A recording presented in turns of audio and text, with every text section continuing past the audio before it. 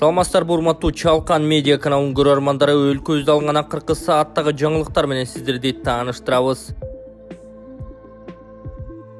Дзюдочу Эрлан Шеров Азия чемпионатында күмүш байге алды. Кыргызстандык спортчу Эрлан Шеров Казакстандын Нур-Султан шаарында өтүп жаткан дзюдо боюнча Азия чемпионатында күмүш медаль тагынды. Спорттун аталган түрү боюнча Кыргызстандын улуттук федерациясынан билдиришкендей, Шеров 6 августта 90 килограммга чейинки салмакта финалда жапониялык Мурао Санширо менен күрөшкөн. Финалдык таймашка чейин Шеров чейрек финалда кытайлык Я Дунсе менен, жарым финалда казакстандык Хамза Дидарды жеңип алган. Ушуну менен дзюдо боюнча быйылкы Азия чемпионатында Кыргызстандын эсебине 2 байге жазылды. 5 августта 73 килограммга чейинки салмакта Чыңгызхан Сагыналиев коло байге уткан. Сагыналиев 1-8 финалда Токио Олимпиадасынын коло байгесинин ээси монголиялык Сокбаатар Сент Очерде, 1-4 финалда филиппиндик Кейсей Наконун утуп, жарым финалда казакстандык Данияр Шамшаевке жеңилген. Коло байге үчүн беттеште Сагыналиев дагы бир кыргызстандык Эртур Турдубаевди жеңип 3-орунду ээлеген. Кыргызстан боюнча Ош шаарында биринчи жолу сорттоочу контейнерлер менен тиричилик таштандыларын чогултуу үчүн стационардык аянтчалардын долбоору ишке кирет. Ош шаарынын мэри Алмаз Мамбетовдун демилгеси менен Ош тазалык муниципалдык ишканасы Кыргызстанда биринчи жолу сорттоочу контейнерлер менен тиричилик таштандыларын чогултуу үчүн стационардык аянтчалардын жаңы долбоорун ишке киргизди. Ош тазалык ишканасынын жетекчиси Нурбек Исмаиловдун айтымында, бул пилоттук долбоордун алкагында 2 стационардык участок орнотулат. Анда туруктуу негизде диспетчер жайгашып, тиричилик таштандыларын сорттоп, курулуш жана соода калдыктарын уруксатсыз чыгаруу маселесин көзөмөлдөйт.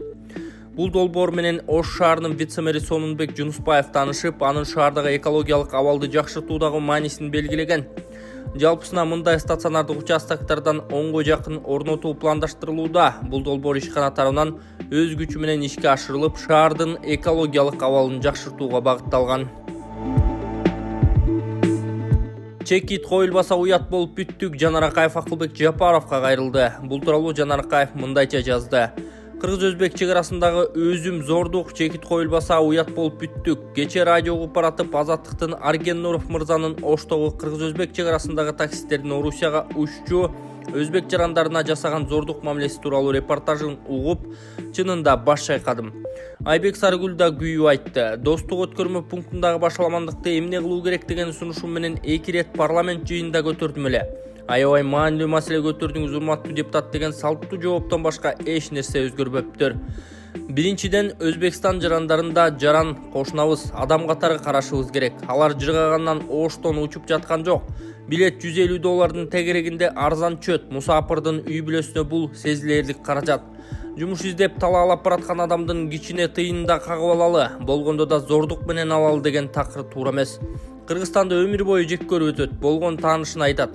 Ары бери чек арадан өткөндө эки өлкө жарышы бири-бирибизди кыйнасак, президенттерибиздин кучакташып, келишимдерге кол коюп жакын доспуз дегенибиз кайсы? Экинчиден, эл аралык каттам менен учкан ар бир жүргүнчү аэропортко $15 салык калтырат. Ош аэропортунан күнүнө кошуналардан эле миңдеген ашуун адам учуп жатат. Айына миллиондор биздин казнада калат. Ошол салык жол мектеп курат, айлыкты көтөрөт. Чек арадан өтүп өтпөй кескин орой мамиле аларды качырат. Ошол чек арадан өтөөр замат чакан терминал куруп, учакка каттап, багажын каттап, аэропорт өз атайын автобустар менен учакка алып келиши керек. Бул сунуш. Анткени Ош аэропортунда кичинекей каттоо жайлары да такай кезек. Күтүү залы ысык, эл жыкчыйма. Авиакомпаниялар рейстерди көбөйтөлү десе аэропорт үлгүрбөйт. Даяр акчаны казнага тартпайсыңарбы? Аэровокзалды кеңейтип, өкмөттүк деңгээлде тебетей калпак кийип алып турист чакыргандан кийин ишти да ошого жараша жасайлы. Акылбек Жапаров ушул боюнча чечкиндүү талап койсоңуз деген эл өкүлү Жанар Акаев. Депутатка кол салууда 4 киши каза тапты. Пакистандын түндүк батышындагы Хайбер Пахтунха провинциясында жергиликтүү кеңештин депутатына жасалган кол салуудан 4 киши, анын ичинде 2 полиция кызматкери мерт кетти. Мыйзам чыгаруучу Лиякат Хан ооруканага жеткирилди. Дарыгерлердин айтымында ага операция жасалды жана өмүрүнө коркунучу жок. Полициянын маалыматына караганда, депутат жакындары менен келаткан маалда белгисиз куралчан адамдар кол салышкан. Каза болгондордун арасында анын жээни жана агасы бар. Чабуул үчүн жоопкерчиликти эч бир топ өз мойнуна ала элек.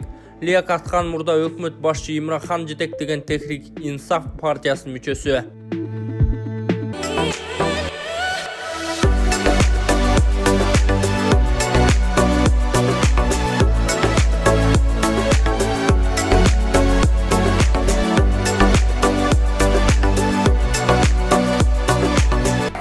Арашанын пародасына өтөйүн дедим эле койдун асыл тукум сандан сапатка өтүү боюнча. Мисалы простой койлорду 9-10го сатсаң, ал арашан койду 30-35ке сатасың 40ка чейин.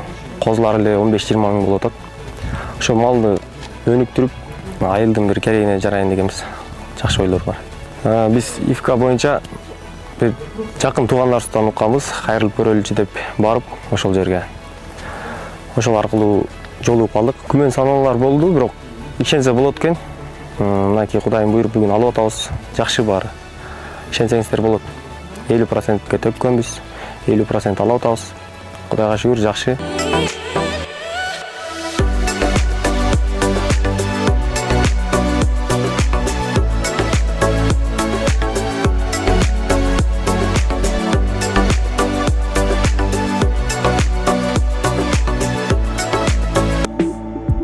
Нуржигит Кадырбеков ысык көлгө жасалган мамиле жүрөгүмдү оорутту.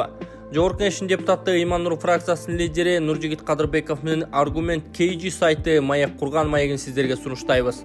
Нуржигит мырза, парламенттик каникулда эл аралап жүрөсүз. Жолугушуу учурунда алар кандай көйгөйлөрдү өтүнүчтөрүн айтып жатышат? Ысык көлдө быйыл өрүк аябай көп алыптыр. Бирок баасы төмөндөштү. Элестетип көрсөңүз, килосы 8 сом. 8 сомго макулдашып, анда да баш тартып койду. Былтыр ушул малда 80-100 сом болуп аткан дейт бир киши. Россияда өрүк өспөйт, Казакстанда деле чоң рынок бар. Ушундай учурда Айыл чарба министрлиги сүйлөшүүлөрдү жүргүзүп, чет өлкөлөргө сатуу жагын уюштуруп бербесе, өзүбүздүн рынок аябай эле кичине. Азыр элди бушайманга салган маселе ушул. КамАЗ продукция сатылбай, бузулуп, төгүлүп жаткан фактылар бар экен. Анан менин көңүлүмдү аябай чөгөргөнү бул көлгө болгон мамиле болду. Табигат менен таттуу мамиле деген жөн эле куру сөз экен. Мен катер менен атайын көлдүн эл барбаган булуңуна чейин барып келдим. Ошол жакта деле желим баштык менен баклашкалар толуп кетиптир. Пирске барсаң да кызыл-тазыл болуп, бирдекелер дарбыздын коонун кабыктары жайнап жатат.